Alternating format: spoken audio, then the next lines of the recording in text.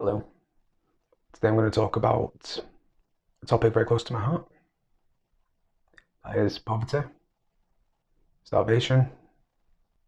A group of people, a majority of people, who I've only recently begun to grasp the severity of their situation.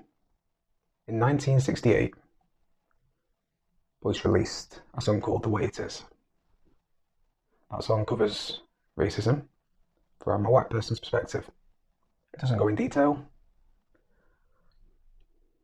It gives some examples, such as a young boy not being able to go into a shop because of the way he looks, and challenges that briefly.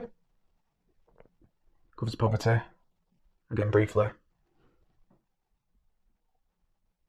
But I want to also talk about Tupac, because 2 years after his death in 1998, his estate released the song Changes. Now, both of these cover poverty. Both of these talk about racism. Boyce sings about the racism from, again, the white person's view, understanding that it's not right, and understanding on a class level the struggle, but misses the detail and nuance.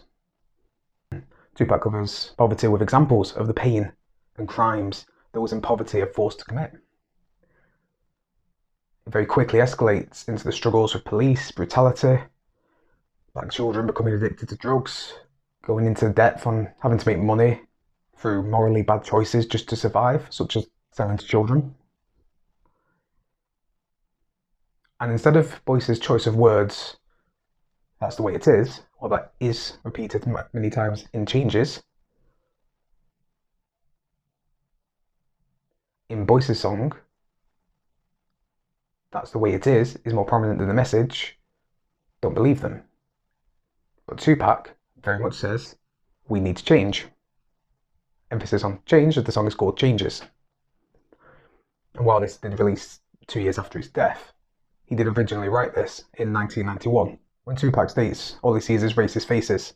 That implies to me, both white, black, and mixed, are showing hate to each other, as I've seen myself.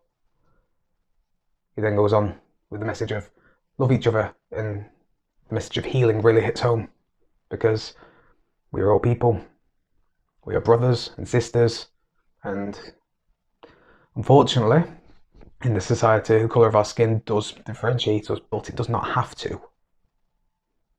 We all have struggles, especially growing up poor. And on some level, through those shared experiences, despite different levels of them, we can all understand each other. The fact this song was unreleased until after his death, on top of his other music, really shows to me the reality of having to grow up poor and black and needing to have a certain image just to survive, and almost being predestined to go down the same road that I know many in the US do. And I'm sure this is a global problem. It's 2023, and this is still a problem. Poor people are still struggling to survive, and black people are still getting killed. You can't beat love with hate. That said, you should not let your passion, your fire, be chained when you see or hear something that you know is morally wrong. You have the strength and the power to stand up to it, to stand up to that hate. Not to feel hateful or resentful yourself, but certainly stand up to it. We are all brothers and sisters, and we've been fighting the same class warfare for millennia. We're all poor, we have all starved, we have all struggled.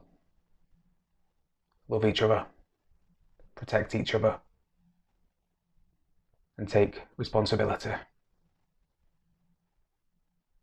Thank you.